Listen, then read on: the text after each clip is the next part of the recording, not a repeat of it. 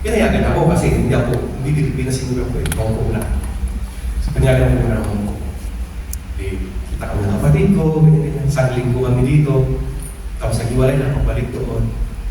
Isang linggo kami mabsent. Ano nangyari? Mas lang mo naging buo.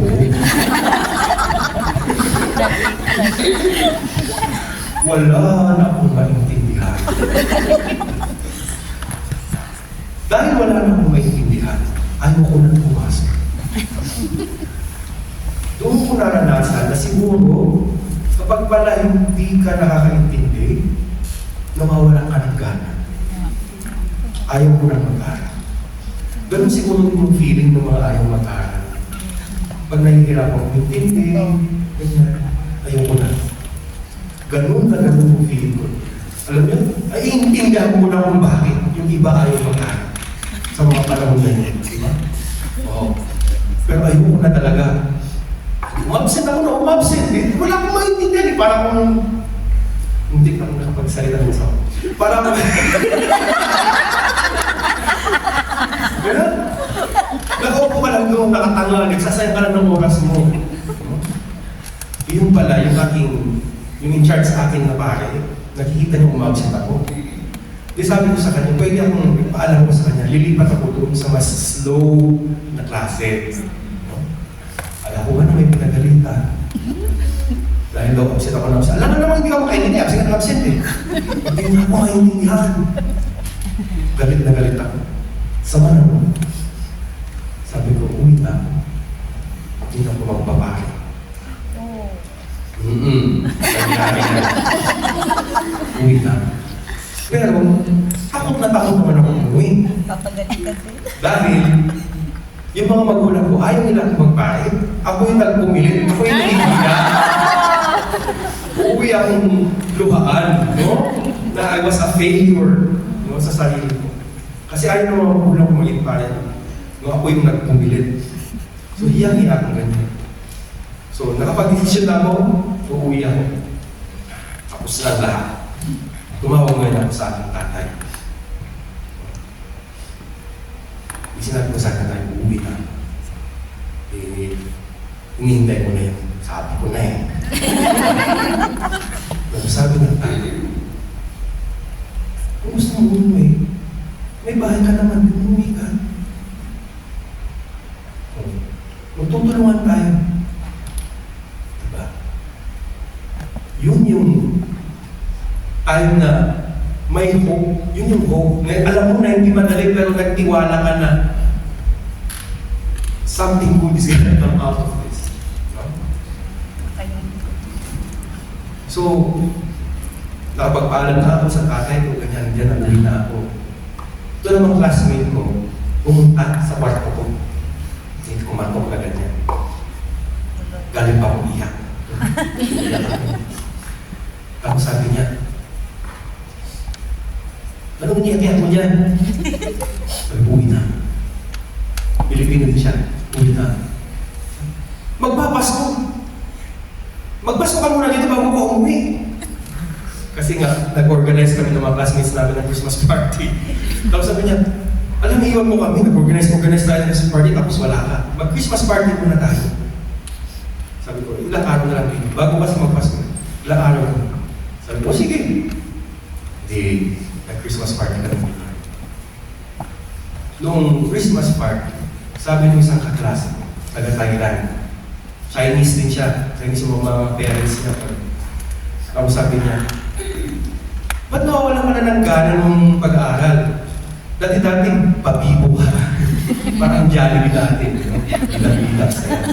So, pabibo ka. Bakit ano nangyari? Wala nang maintindihan kaya uuwi na ako sa Makalawa. Sabi mo gano'n. Ha? Sabi niya, huwag kang umuwi. Magtutulungan ka namin, mag-aral at punta ka sa bahay doon hapon, mag-reading tayo araw-araw. Hindi na ginawa mo. Tapos, hindi na ako umuwi. Kaya ako ngayon. So, you know, like, yung hope, hope is not passive.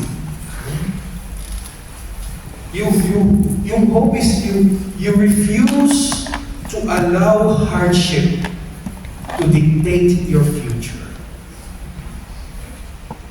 Hope refuses to allow hardship to dictate your future. So, kaya naalala ko yung classmate ko na yun, nung bago kong ordinahan. Hindi niya alam na seminarista ako kasi wala na alam sa China yung seminarista ako. Nung bago kong ordinahan, sinabihan ko siya. Actually, Buddhist siya. Sabi ko, seminarista, magpapari ako. Explain ko kung magpapari sa kanila. Tapos sabi ko, alam mo, kung hindi dahil sa'yo, bakit ako mo ordinahan? Kasi wala na yung hope sa puso ko. Yung mga panahon na yun. Yung hardship has dictated sa puso ko na ilagay ko na yung mangyayari yung buhay ko na gusto ko. Pero dahil sa'yo, nabuhay ulit yung pag-asa. Kaya niyaya ko siya sa ordination. Pumunta siya sa ordination. Isang Buddhist na classmate. And then, so Advent invites then all of us, no? Niyaya tayo ngayon ng Advent to protect that flame of hope sa ating mga puso. Lalo na pag mahirap yung pinagdadaanan natin. Ang Diyos nakikita nila at pinalalakas niya tayo. God works through it, no? Sa lahat ng mga paghihirap natin upang hindi mawala yung hope na yan. And then Advent, sinisip mo na ako. Malamig kasi. Okay na yan. Okay na yan. Hindi ako kiniginaw. Emotional lang sila. Advent is also connected to justice. So Advent is a season that calls us to prepare the way of the Lord. Diba? Narinig nga natin pagbasa, repent for the kingdom of God is near at hand. Sabi nga nung pagbasa kanina.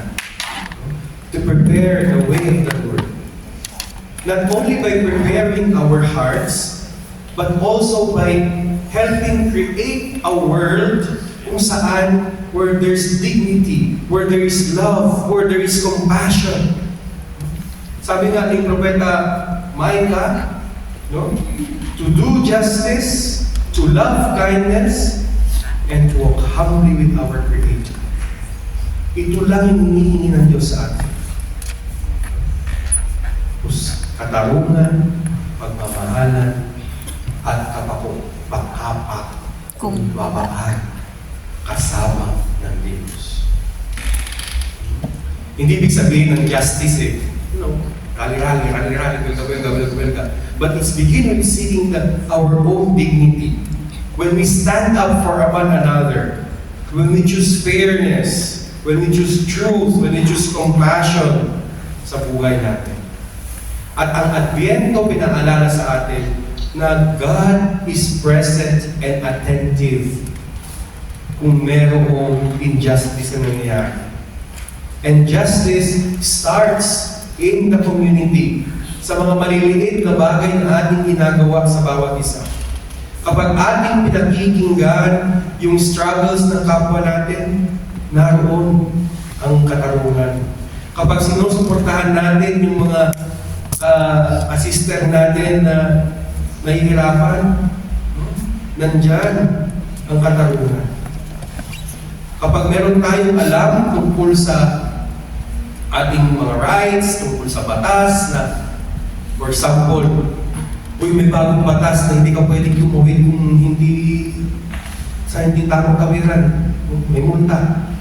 Pag sinabi mo yun, that's justice, that's helping others. And these are not small things. Kasi kung iniisip natin, maliit lang na bagay na mga, but these small things are the seeds of justice. Diyan nag-uumpisa. Gaya nga sa pagbasa din kanina, yung sa puno ni Jesse na pinutol, alam mo patay na. Pero pag may umusbong na konti, lalaki na ulit. Yun ang sinasabi ng pagbasa natin. And that's where justice is. So, ang Advent, is a time also of justice. And then, gaya ng sabi ni Jesus, ano man ang ginawa mo sa iyong kapwa, ginawa mo rin sa akin. So, justice begins there. Now, act of mercy in lifting each other up, in recognizing the holiness of one another, of each other. Nariyan ang katarungan. And then, Advent and mission. Sabi ko nga kanina, Advent, hindi passive. Ang Advent, no? It calls us to mission. Hindi man tayo napupunta sa ibang lugar, sa malayong lugar, kaya ng umuan. But mission can happen in the spaces kung nasaan tayo. Kung titignan natin yung mga alagad ni Jesus, no, yung mga unang alagad ni Jesus, mga mangingisda, mga mangangalakal, mga ordinaryong tao, at hindi hinintay ni Jesus na maging perfecto sila. He called them in the middle of their tasks. Paano tinawag ni Jesus sina Simon Pedro, sina Andrew, no? James and John? Anong ginagawa nila? Sa gitna ng kanilang trabaho, iwan niya yan, sundan niyo ako. He called them in the middle of their tasks. And I think that's the same, that same is true for all of us. Yung mission natin is not somewhere else. It is where God has placed us now. Narito na, nasa mga bahay kung saan tayo nagtrabaho. Narito na. And mission then means to allow God's love to take shape in our daily life. Sa ating pag-ibig, sa ating compassion, sa ating gentleness, sa ating integridad. Yung ating pagiging totoo, yung ating pagiging faithful. Kung kaya, our life becomes a mission. So, when we choose kindness instead of resentment, then we choose mission. When we forgive instead of bitterness, kapag pinagdarasal natin yung ating employer na walang hiya, mission yun. That's mission. Kapag may katrabaho tayo, kasama natin sa bahay na Pilipina din, walang hiya din, pero pinakuutangan mo pa rin, mission din yun. When we comfort someone in distress, when we stand firm in our dignity, those are missionary acts. And ano yung